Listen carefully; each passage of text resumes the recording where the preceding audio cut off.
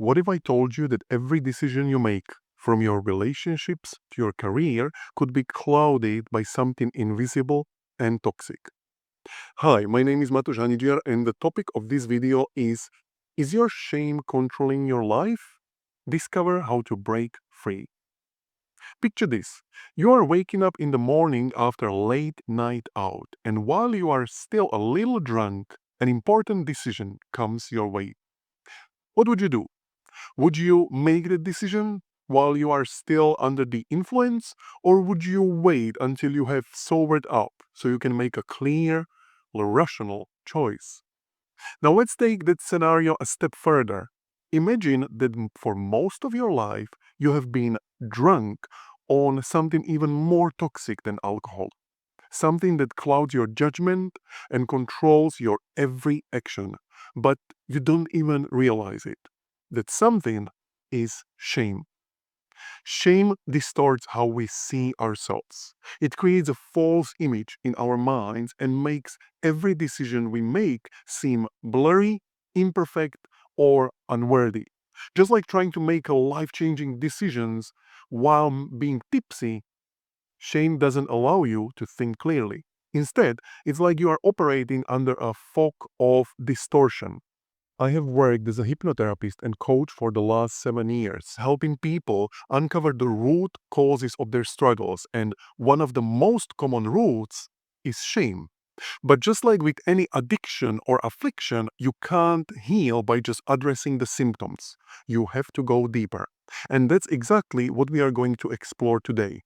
How to heal the root of shame and stop living under its influence. Now, let me tell you about a client I recently worked with. She came to me feeling deeply embarrassed. She had started drinking, something she had never done before. One night, life had been overwhelming for her, and she found herself driving to a random bar just to drink and forget. The next day, she felt this intense shame. Why would I do something like this? She asked me. I'm not that kind of person. I told her three things that I always tell my clients on the very first call, and I'd like to share them with you now. Number one, the question is never what is wrong with you, but what happened to you. When my client came to me feeling ashamed of her recent behavior, I could have easily asked, "What's wrong with you?" Every behavior we display, no matter how unhealthy it seems, has an origin. It's a coping mechanism, even if it's not the healthiest one. For example, my client felt embarrassed because she started drinking to numb the pain from life's circumstances. But when we take a step back and try to understand why this behavior showed up, the perspective shifts. I asked her, what do you think happened in your life to bring you to the point where you felt drinking was the only option? If we could all step into each other's shoes, we would see that so many behaviors make sense in the context of the pain people have experienced. If I went through what you went through, I might find myself doing the same exact thing. The truth is, there is nothing inherently wrong with you. You are not broken. You have simply experienced things that hurt you, and as a result, you have developed coping strategies that make 100% perfect sense in that moment. But the problem is, those strategies may no longer serve you, and that's where transformation begins. When you stop asking, what is wrong with me, and start asking, what happened to me, you move from a place of self judgment to understanding and self compassion. And once you understand, you can move forward. The realization number two, most emotions are learned. One of the key ideas I share with my clients is that most of our emotions are not something we are born with, they are learned. Think about it. You weren't born with shame, embarrassment, or betrayal. You learned these emotions somewhere from your environment or your experiences. When my client told me that she felt ashamed about her drinking, my first question wasn't, why do you feel that way? It was, where did you learn this emotion? And how specifically do you do shame? These two questions are crucial for understanding the roots of the problem. We don't come into this world with emotions like shame, guilt, or embarrassment hardwired into our system. We learn them from the environment we are in, the people around us, and the experiences we go through. Think about a child who hasn't yet developed the concept of shame. If they spill their juice, they may feel upset, but they don't feel ashamed of themselves. Shame is something they learn as they grow, based on how they are treated or how they interpret certain events. Once you realize that you learned these emotions, it becomes much easier to shift your mental landscape. You can pinpoint the origin event the first time you learn to associate a specific experience with the feeling of shame.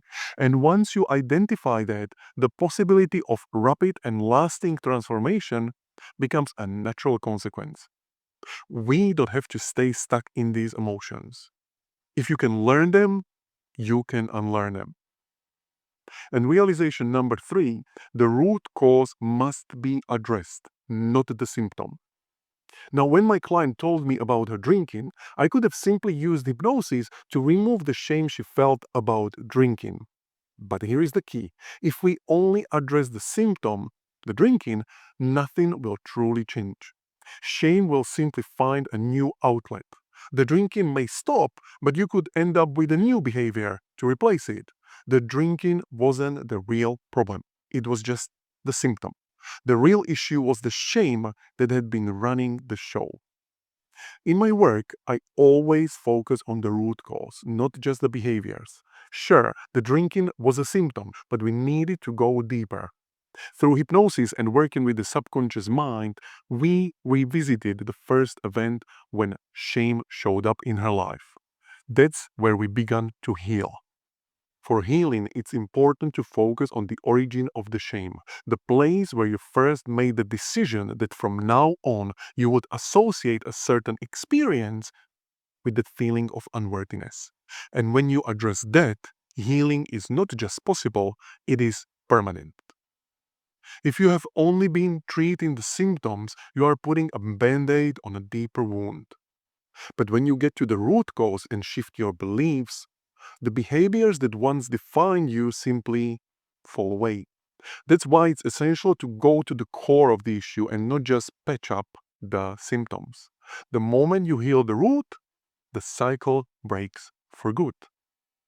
These are the 3 things I always remind my clients, and I share them with you now because they are the keys to breaking free from shame. When you shift your perspective, understand the origin of your emotions, and address the true root cause, transformation can and will happen. Now, let me pause here for a moment and remind you that if you are finding this video valuable, please feel free to subscribe to this channel and share this video with someone who might benefit from the message. Shame controls so many of us, and understanding how to break free can change everything. So, where does this toxic shame come from? Think of it like a vitamin C deficiency. Imagine you have been living without enough vitamin C for years. The symptoms may show up as fatigue, bruising, and a weakened immune system. You might go to a doctor, and if the doctor is good, they will treat the root cause, vitamin C deficiency. They won't just address the symptoms. But a bad doctor, or one who doesn't know what they are doing, might just treat the symptoms. They'll offer a band aid solution, never touching the real problem. The same goes for shame. The symptoms of shame, such as people pleasing, substance abuse, feeling out of place, constantly apologizing, are just the body's way of coping with the deeper issue. If you only treat the symptoms, you will be stuck in a never ending cycle. But when you heal the root, everything shifts. That's why, once again, I don't focus on behavior. The behaviors are just downstream from the real issue, which is the belief system formed by your emotional experiences. These emotions create the mental landscape that shapes everything you do. And if you are operating from a place of shame, you'll keep repeating the same patterns of behavior no matter how hard you try to change. I always tell my clients, behaviors are like the surface of the water. The beliefs and emotions are the depths. You need to dive deep to understand why you are doing what you are doing. This is why so many people struggle with long term change. They fix the symptoms, but they never dive deep enough to address the root cause. They might stop drinking or they might stop apologizing all the time, but they don't address the underlying shame that caused those behaviors in the first place. Healing shame isn't about just getting rid of certain behaviors. It's about reprogramming your entire belief system so you can start living in alignment with your highest self. That's the transformation I see in my clients when they address the root cause of their shame. So, what do you think? Does this resonate with your own experiences? Please let me know in the comments below and feel free to subscribe for more videos just like this. Thank you very much for watching.